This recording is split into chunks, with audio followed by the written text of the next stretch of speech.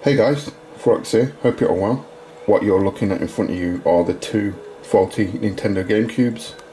Now I've already gone ahead and fixed and repaired and restored this GameCube. As you can see, it's working perfectly fine.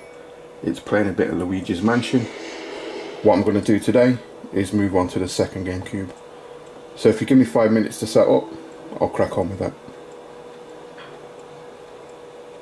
I'm all hooked up.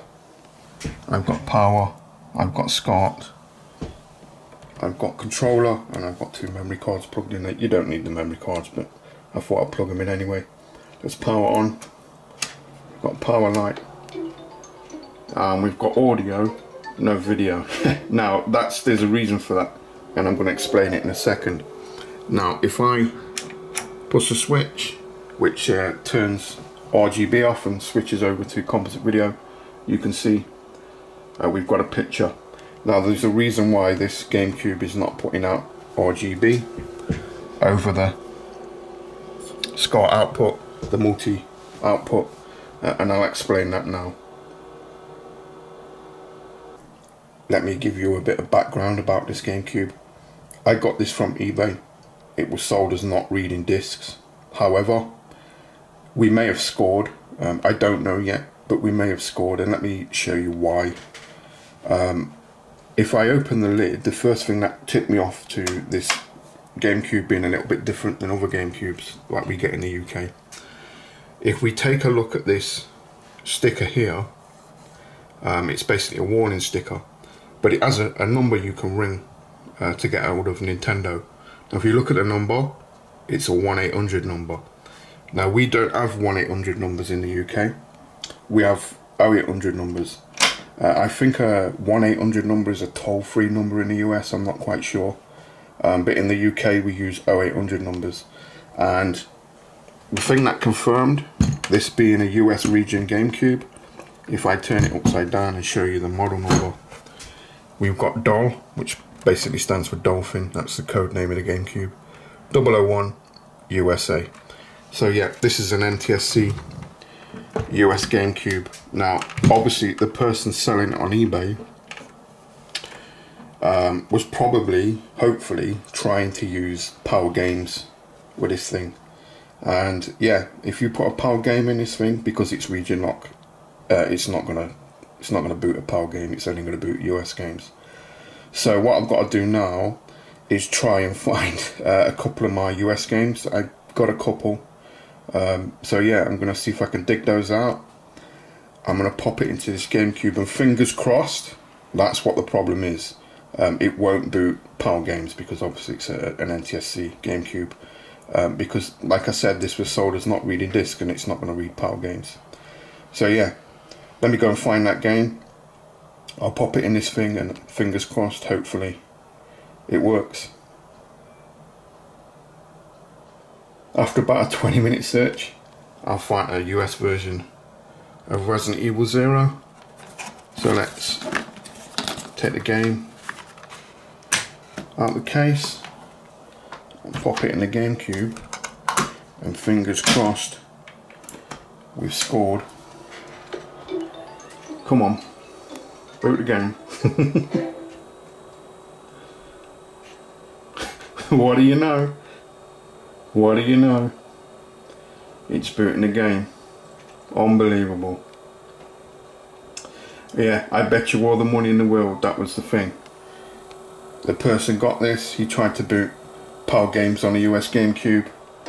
It wouldn't boot, so he's put it on eBay as faulty not reading discs. What a plonker.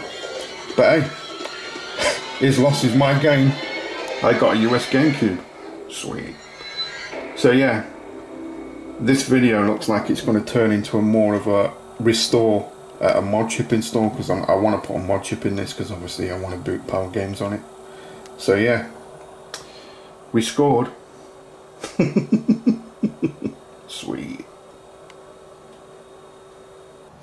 Now we've determined the GameCube is perfectly fine, there's nothing wrong with it, it's just a US GameCube, and some moron tried to load Power Games on it. He's lost my game. What I want to do is install a ModChip into this thing. Once I've installed the mod chip, I'm then going to use my scope to have a look at the RF levels just to make sure it's reading the DVD-Rs perfectly fine. Then when I've done that, I'm going to totally strip it down and give it a really good clean. So yeah, time to get into this GameCube. To get in the GameCube, it's pretty easy. You have to remove 4 game bit screws. There's one here, there's one here, there's one here, and the final one's here. Once you remove those, you'll be able to pull the top lid straight off. Now, to install a mod chip, we need to get to the underside of the optical block. To do that, we've got to disassemble it. So the first thing I want to do is remove this back panel. Now, it's super easy, it's clipped on. All you do is just pull it like this and it comes straight off. Now what I want to do is the same for the front panel. Now this can be a little bit more tricky, so all you have to do is push this clip here like this, and then this clip here, and what you'll find is it falls forward. Then you can lift it out like that and just let it droop down, and then the final thing you have to do is come along and grab this ribbon cable and you just wiggle it out like this, and that's that. That's the front controller port removed. What I want to remove now is the fan and the power button. To do that, that's easy as well. All you do is you come along and you remove this connector just here. There you go, it's a little bit stubborn. And then what I need to do is remove these 2 screws here, and this fan and the power button will just come straight off. We're nearly there, we're nearly at the optical block. Now, to actually get the optical block off, we need to remove a number of screws, and there's quite a lot of them. The first ones we're going to remove are these 4 screws here. There's one here, there's one here, there's one here, and there's one here. Then what you do is you go around the GameCube and you remove every single screw that is round the actual perimeter of the GameCube. Once you've done that, you can take the old optical block and pull it straight off. As you can see, I've got the GameCube optical block out in front of me. What I've done is I've put it on a link-free cloth. Now the reason I've done that is because I'm going to be working on the back side and I need to turn the optical block over, and I want to protect the laser. I don't want to damage it in any way, so I've got it on a nice soft lint-free cloth, and yeah, that should protect the laser from hard surfaces. Now what I need to do now is remove this metal backplate. To do that, I need to remove 6 screws. There's one here, there's one here, there's one here, there's one here, there's one here, and the final one's here. Remove those and this backplate will come straight off. As you can see, I've got the back metal plate off the back of the optical block. What we can do now is prepare to install the mod chip. Now I'm going to show you the mod chip. Here it is. This is the XenoGC. You can pick these up off eBay really cheap. You can pick these up for less than £5 if you get it from the right seller. Now the place we're going to be installing it to is just here. Now it can be tricky to install this because this place is really tiny. If I put my little finger in there and give you a size comparison, you can see just how small that connector is. Now what I'm going to do is I'm going to give you some tips and tricks on how to install this, because there are certain ways and certain techniques we can use to make it easier to install the mod chip onto this header. So what I'm going to do is I'm going to crack on with that, and then I'll come back and show you one of the tips and tricks. I can show you the first tip and hopefully you can see that. Now what I've done is I've just took some black electrical tape and I've gone over the parts of that connector that I don't need to solder to. Now what this will help with is when I'm soldering the mod chip now, if I get any loose bits of solder, I won't get any bridges. Why? Because now those connections that I don't need to solder to are now masked off. Now the second tip I'm going to give you is to tin before you put the ModChip on, the actual parts of the connector you want to solder to. So I'm going to go ahead and do that, and then I'll come back and show you what it looks like afterwards. What I've done, hopefully you can see, is I've gone round and tinned every connection I need to do to install the ModChip. Now this should make the ModChip easier to install. So what I'm going to do now is go ahead and install the ModChip, and then come back and then show you what it looks like afterwards. The ModChip is installed. Wasn't too difficult. It never is if you prepare right. You know, if you do the prep work, you shouldn't have a problem installing the ModChip. So yeah, what I'm going to do now is I'm going to get the GameCube partially back together, and we're going to test out this ModChip, see if it boots a DVD-R. So yeah, let's crack on with it. Moment of truth. I'm partially back together. I have a Rytec Geo4 disc in the GameCube.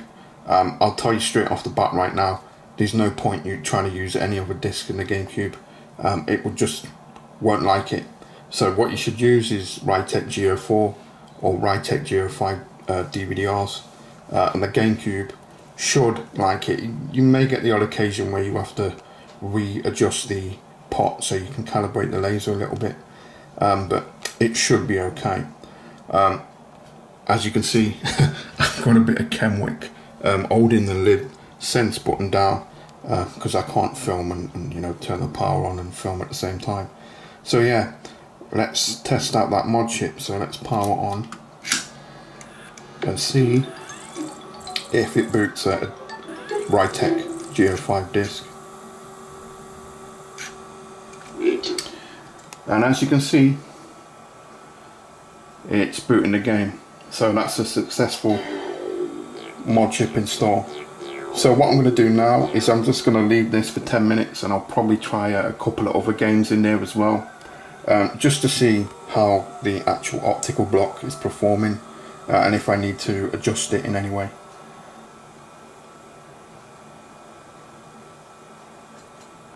After about 3 or 4 different games testing, it's 90%. Every now and again you'll hear the disc struggle to read. So yeah, I'm gonna have to adjust the laser power on this thing. Now to do that, you adjust this potentiometer just here, but I'm not going to use a multimeter. I'm going to use my scope because, you know, I'm going to get a lot more accuracy out of a scope.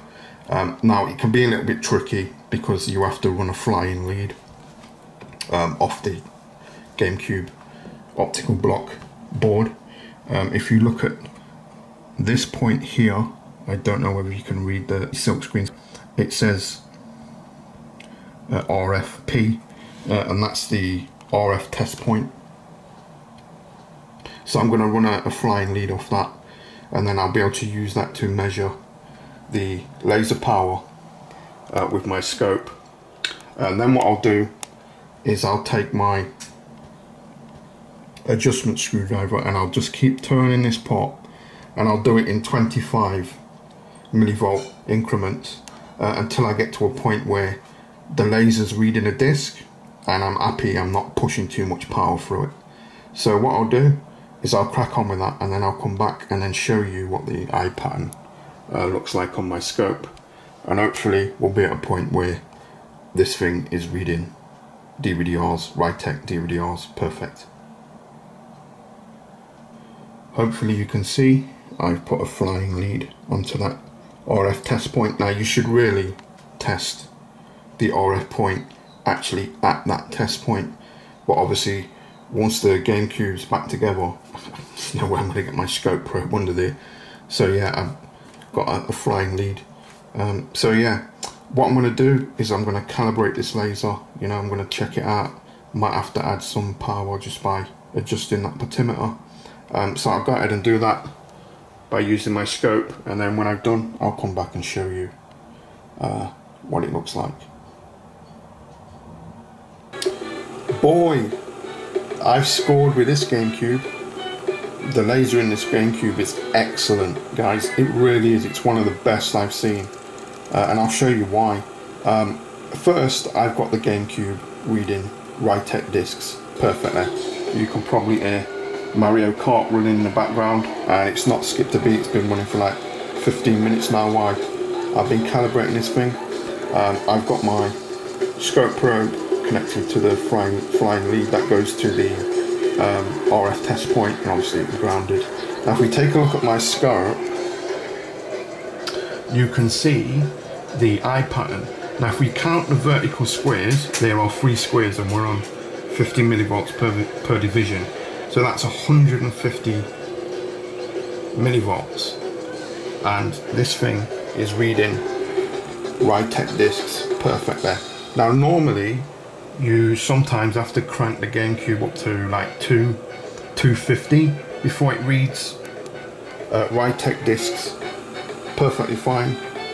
But as you can see, this one's chugging along and doing an absolute brilliant job at 150 millivolts. Now when I first started calibrating it, it was at 125 millivolts, and all I did was just crank it up 25 millivolts, and as you can see we're at 150 millivolts and this thing is running like a dream. So yeah, we've scored twice with this GameCube. It's an NTSC GameCube and the laser in this thing is awesome. Sweet. So yeah, I'm super chuffed. You can probably hear it in my voice. That's brilliant. So yeah, what I'm going to do now is I'm going to strip down this GameCube and give it a really good clean, recondition it in a good clean. So yeah, winner winner, chicken dinner. I'm super chuffed, guys. That's awesome.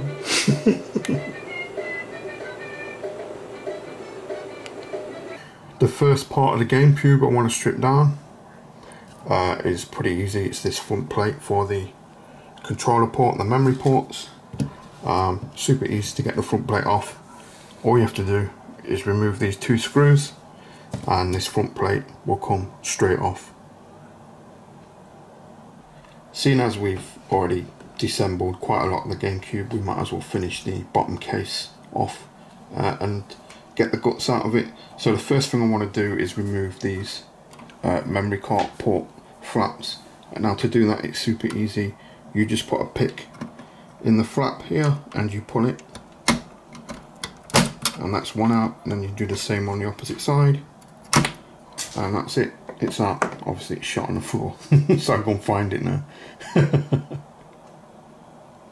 Now to remove the GameCube motherboard, it's actually pretty easy. There's only 6 screws you have to remove, and they're located here on this heatsink. There's one here, there's one here, there's one here, there's one here, there's one just here, and the final one is here. Remove those 6 screws and you'll be able to pull the motherboard straight out. What I want to do now is remove this bottom metal shield. Now to do that, I need to remove 4 screws. There's one here, there's one here, there's one here, and the final one is here.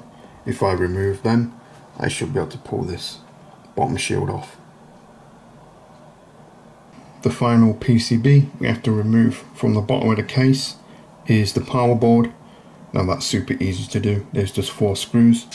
There's one here, there's one here, there's one here, and the final one's here.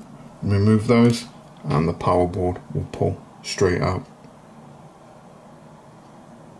And that's pretty much the base of the GameCube all stripped down. All I have to do now is remove the metal shielding, and then I can get this ready for soaking. So yeah, that's the base stripped down. Get this ready for soaking now. That's the base of the case stripped down. Let's start stripping down the top case. Now the first thing I want to remove is this handle. Now to remove that, there are 2 screws. There's one just here. If I turn that around, show you the other one. There's one just here. Remove those screws and you'll be able to pull that handle up like this. What I want to remove now is this dust filter Now this is just plastic, it's super easy to get out. All you do is you pull it towards you like this, and then you can pull it up, and then it just comes straight out. What I want to do next is remove the light pipe for the power indicator LED. Now to do that, it's easy. I just need to remove this screw and then this screw, and then I can pull the light pipe straight out. What I want to do now is remove the lid catch mechanism. Now to do that, I need to remove this screw and this screw. Once they're removed, I should be able to tilt it like this and pull it straight out.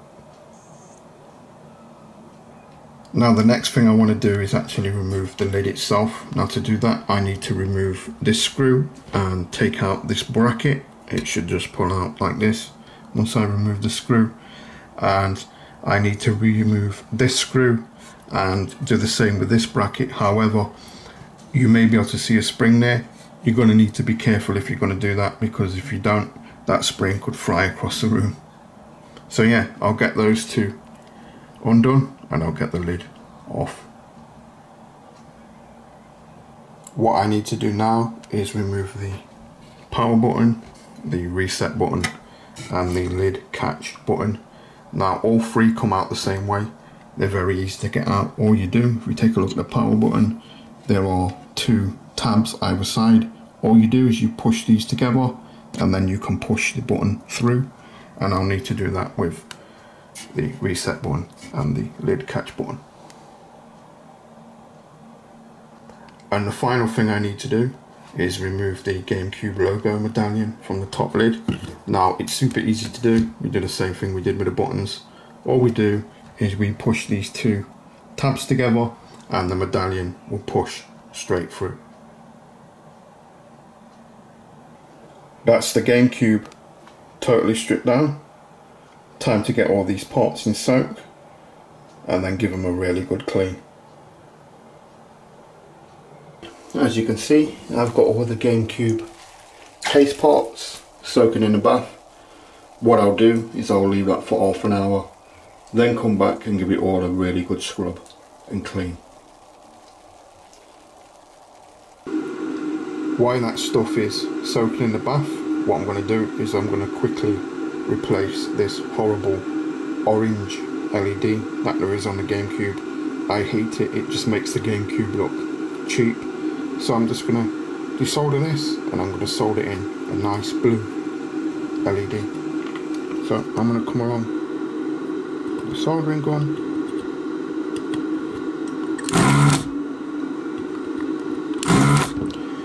and I'm just going to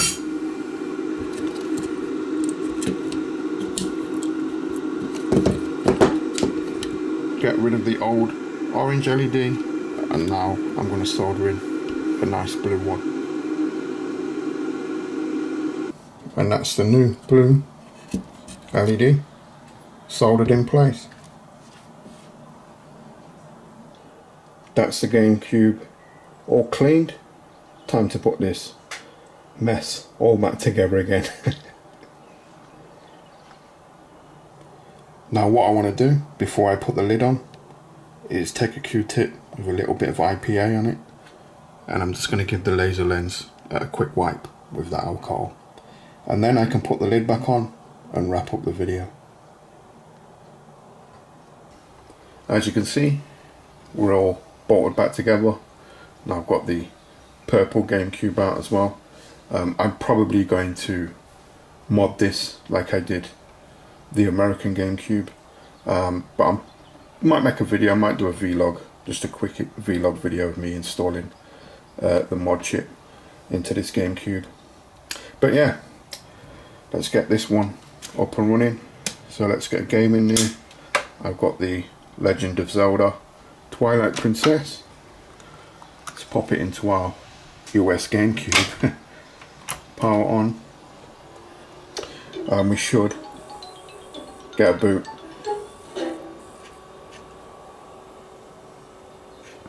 And we are. Winner, winner.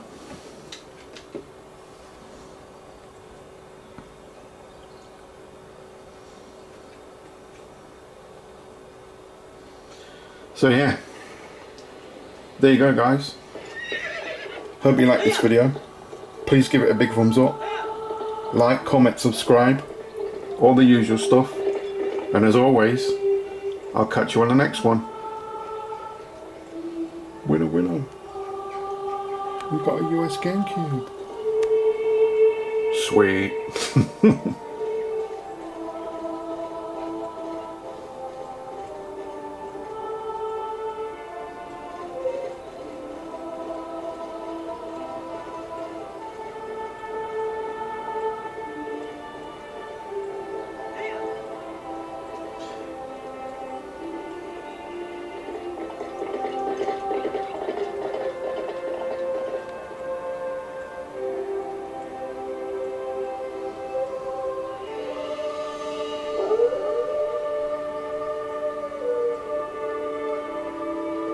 Yeah, didn't skip once.